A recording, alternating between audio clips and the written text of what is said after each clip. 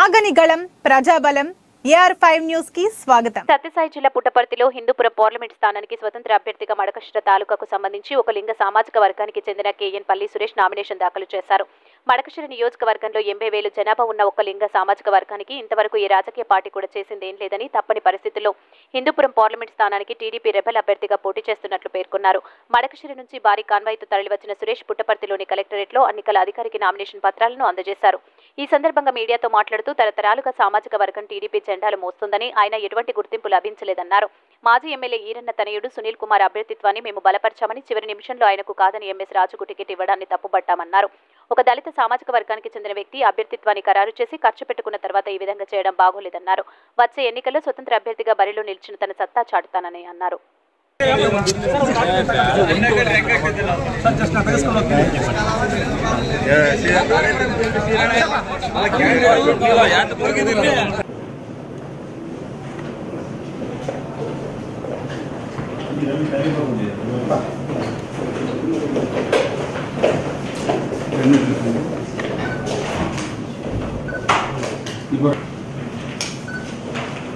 SL Suresh అనే నేను council effects state Lok Sabha సీటుకై నామినేట్ చేయబడి ఉన్నాను. భగవంతుని మీద ప్రమాణం చేసి నిష్ఠాపూర్వకంగా ప్రమాణం చేస్తున్నాను. చట్టం నిర్దేశించిన విధంగానే భారత రాజ్యాంగం పట్ల పూర్తి విశ్వాసాన్ని కలిగి ఉంటానని, సమైక్యత సార్వభౌమత్వాన్ని కాపాడుతానని ప్రమాణం చేస్తున్నాను.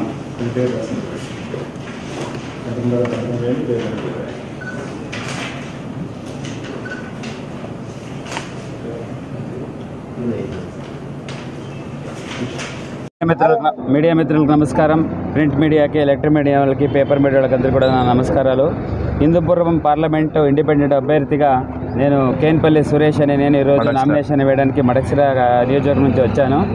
ఎందుకు మేము ఈరోజు ఇండిపెండెంట్గా వేయాల్సి వస్తుందంటే, దాదాపు మా కాన్స్టిట్యుయెన్సీలో కొత్త జనాభా లెక్కల ప్రకారం 80,000 దాకా ఒక్కలిగా కులస్తులు 80,000 దాకా ఉన్నాం. మాకు ఏ పార్టీ నుంచి కూడా ప్రాధాన్యత ఇప్పటి వరకు రాజకీయంగా, సామాజికంగా మాకు ప్రాధాన్యత లభించలేదు.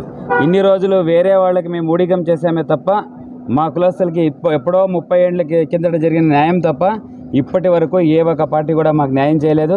మేమందరూ కూడా అత్యధికంగా ఒక్కలిగలు తెలుగుదేశం పార్టీ వింటున్నాం.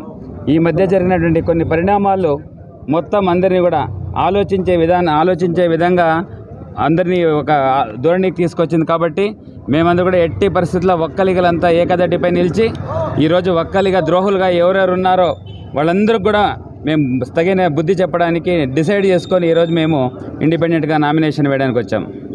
ఇప్పుడు మడకశిరలో అభ్యర్థిని మార్చినారు కదా, దానికి సంబంధించిన చాలా దారుణం. ఇక్కడున్న వాళ్ళందరూ కూడా మేము తెలుగుదేశం పార్టీ కోసం గత 40 సంవత్సరాలుగా మా కుటుంబాలు, మా తాతలు, మా తండ్రులు మేము తెలుగుదేశం పార్టీ జెండా మోసాం. తెలుగుదేశం పార్టీ ఏ కార్యక్రమాలు చెప్పినా కూడా మేము పార్టీ మీద ఉన్న అభిమానంతో ప్రతిరోజు చేశాం. అలాంటి పార్టీ ముందు డాక్టర్ సునీల్ కుమార్ గారికి IVRS సర్వే ద్వారా చాలా మంచి పర్సెంటేజ్ వచ్చిందని చెప్పి, ఒక దళితుడు, ఒక సామాన్యుడు, వాళ్ళ నాన్న కూడా ఈరన్న చాలా సౌమ్యుడు, అందరికీ మంచి పని చేశాడు. అలాంటి వ్యక్తి కుమారుడికి టికెట్ ఇచ్చి అదే లోకేష్ బాబు శంకారావం ప్రోగ్రాంకి వచ్చినప్పుడు భుజం మీద చేసి మా తమ్ముడిని గెలిపించండి అని చెప్పాడు. మేమందరూ నమ్మాం.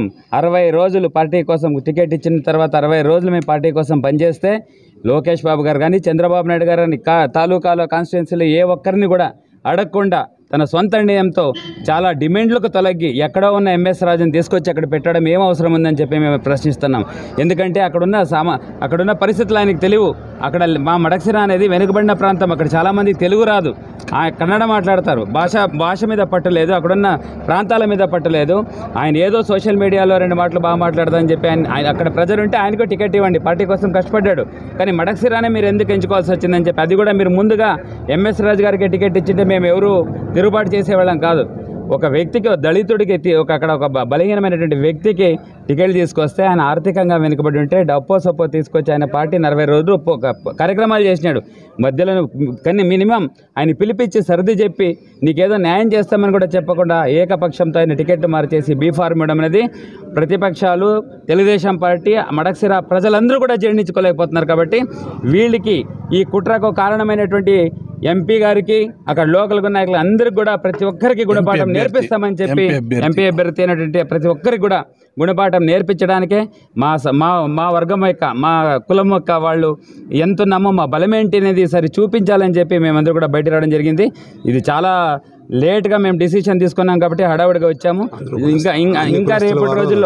ఇంకా రేపటి ముందు రోజుల్లో ఎలా ఉద్యమం ముందుకు పోతుంది, అలాగే మేమే కాదు మాతో పాటు ఎస్సీ కులస్తులు ఉన్నారు, లింగాయత్స్ ఉన్నారు, యాదవ కులస్తులు ఉన్నారు, ప్రతి ఒక్కరూ కూడా అన్ని కులాలను కలుపుకొని ఖచ్చితంగా ఎమ్మెల్యే అభ్యర్థిగా సునీల్ కుమార్ని, ఇండిపెండెంట్ అభ్యర్థిగా నాకు కూడా తగిన మెజార్టీ వచ్చే విధంగా కార్యక్రమాలు ముందుకు తీసుకొని పోతానని తెలియజేస్తున్నాను.